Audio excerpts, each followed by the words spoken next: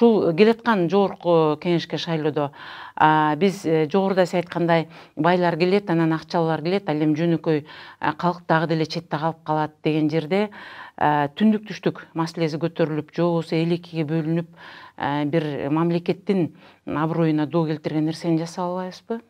Жеке түндүк түштүк маселеси бизде ар дайым качан бөлүнсө ошол жалаң бир топтун бийликке келүү максатында болуп келген гана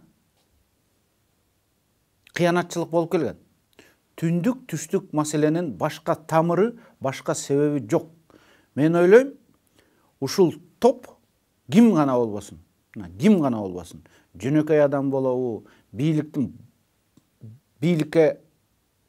мындай умтулган адам болобу, ким гана болбосун, ушу түндүк түштүк картасын мындай разыгрывать этет деп коет го. Адамдарды мен эл душманы, кыянатчылык кылган чыккынчылар деп эсептейм.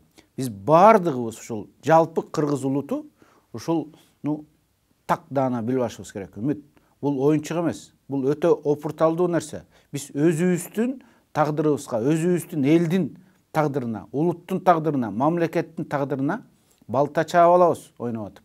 Ошондуктан жана түндүк түштүк маселесин публично козуткан, тымызын козуткан, былгытма козуткан, кандай гана шартта козуткан адамдар, булар эл душмандар, булар маңкурттар.